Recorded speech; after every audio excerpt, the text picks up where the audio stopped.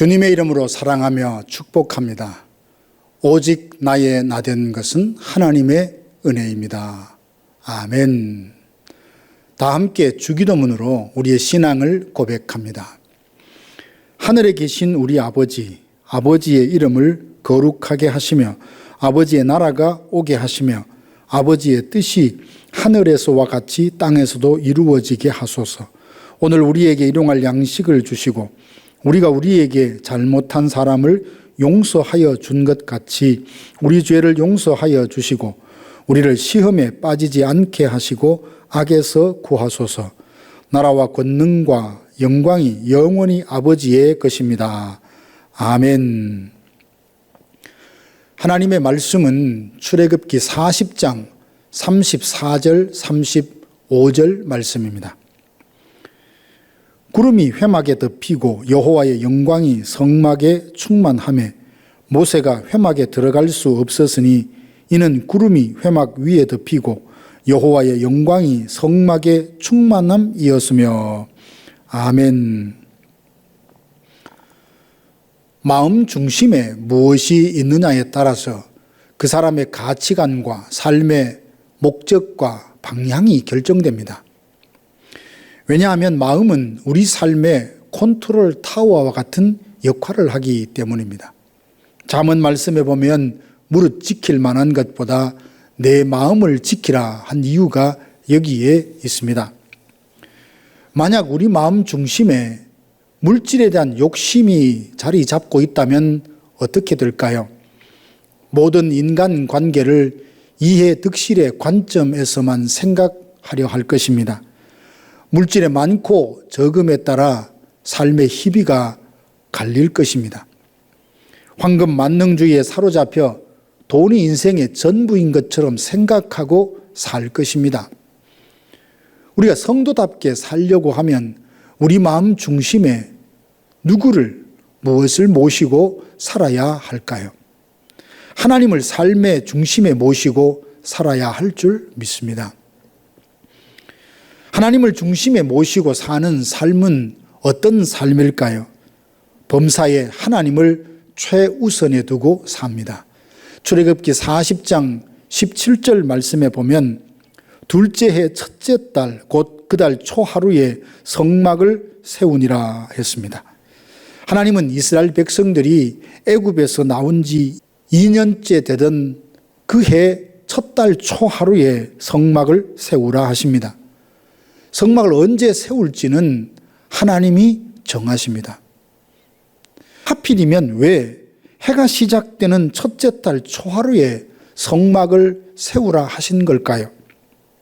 처음과 시작이란 시간적으로 맨 먼저이기도 하지만 중요성과 가치에서 가장 으뜸이라는 뜻도 포함하고 있습니다.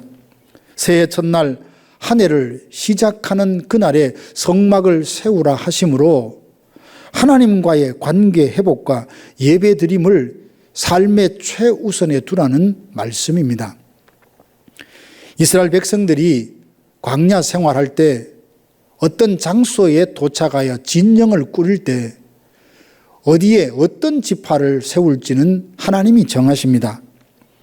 진영에 머무를 때 세 지파로 한 팀을 이룬 네 그룹으로 하여금 동서남북에 나누어 배치하게 하시고 그 진영 한가운데 중심에 성막을 두게 하십니다. 성막은 제사를 드리는 곳으로 지금 우리가 드리는 예배의 전형입니다.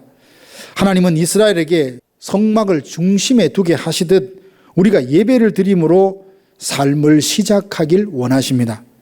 예배를 구원받은 목적으로 여기고 삶의 기쁨으로 여기며 살기를 원하십니다. 모세가 바로를 만나 이스라엘 백성들이 애굽을 떠나야 되겠다고 했던 이유가 무엇입니까? 광야에 가서 우리 하나님을 섬기리라, 하나님께 제사를 드리리라, 하나님을 예배하리라 라고 합니다.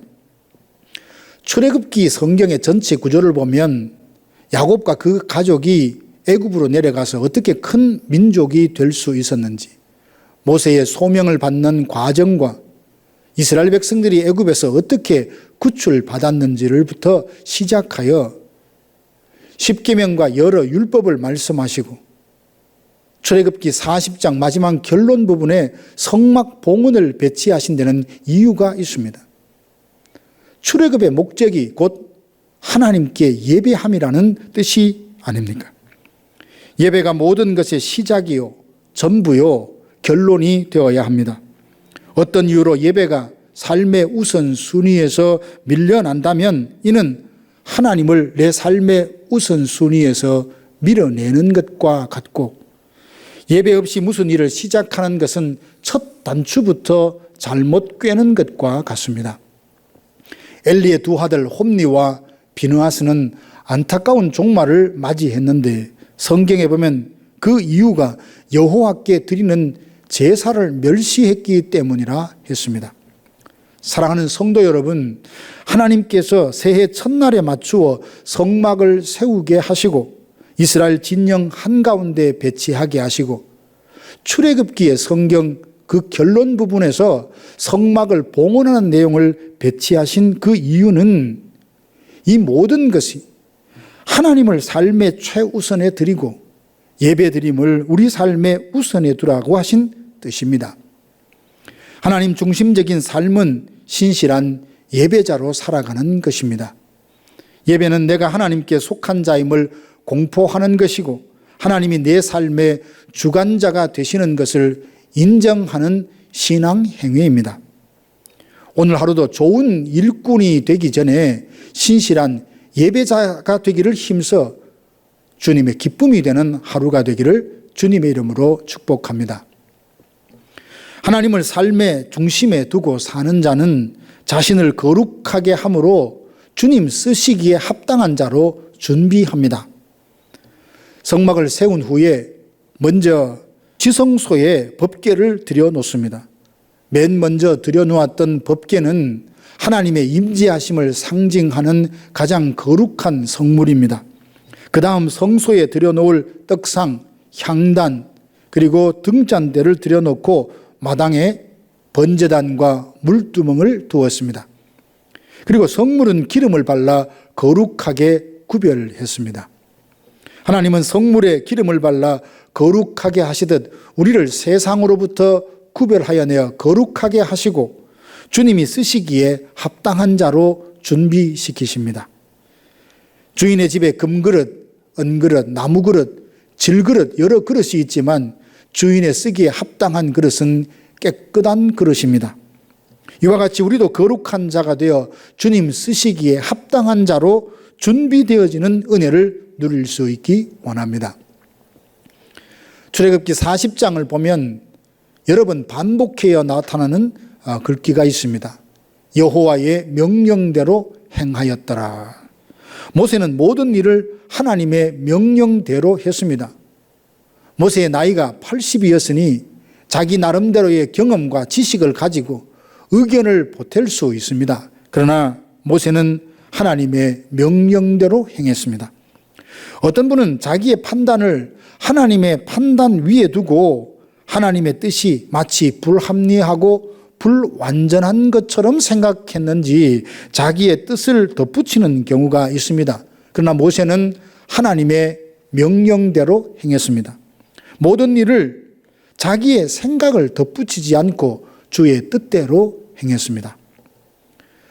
성막 봉헌의 클라이막스, 절정이 무엇입니까? 하나님의 임재하심입니다. 하나님이 말씀하신 대로 성막을 세우자 구름이 성막을 덮었습니다. 모세가 시내산에 오를 때 산 꼭대기에 구름이 가득했고 솔로몬이 성전을 다 지어 봉헌할 때 구름이 가득했습니다. 구름은 하나님의 임재하심과 영광을 상징합니다. 모든 일을 하나님의 명령대로 순종하여 마쳤을 때 하나님이 친히 임재하셔서 영광을 드러내십니다. 새해 첫날 이스라엘 진영 중심에 성막을 세웁니다. 성물에 기름을 발라 거룩하게 구별하여 성막 안에 들여놓았습니다. 그러자 구름이 임하여 하나님의 영광이 그 가운데 충만했습니다. 우리가 하나님을 삶의 중심에 모시고 자신을 거룩하게 구별하여 하나님의 말씀대로 살아가는 것이 하나님 중심적인 삶을 사는 것입니다. 하나님은 그 가운데 임재하셔서 영광을 받으십니다. 성도들의 삶을 통해서 하나님이 어떤 분인지 세상에 드러날 때, 복음이 힘있게 증가되어 믿는 자들이 많이 일어나 하나님 나라가 확장될 때 하나님은 영광을 받으십니다. 사랑하는 성도 여러분, 성막에 하나님의 영광이 가득했던 일을 통해 예배를 우리 삶의 출발점이요, 전부요, 그리고 마침표, 삶의 목적으로 삼으십시오. 하나님 중심적인 삶을 살아서 하나님을 삶의 최우선에 두고 말씀대로 행하여 거룩한 자로 빚어져 하나님의 임재하심을 경험함은 물론 주 안에서 약속된 은혜와 복을 누리는 모든 성도들이 되시기를 주님의 이름으로 축복합니다. 기도하겠습니다. 지금은 우리 구주 예수 그리스도의 은혜와 하나님 아버지의 크고 놀라우신 사랑하심과 성령의 위로교통 충만케 하심이 하나님 중심적인 삶을 살리라 다짐하고 하루를 시작하는 모든 성도들 위해 이제로부터 영원토록 함께 있을지어다. 아멘.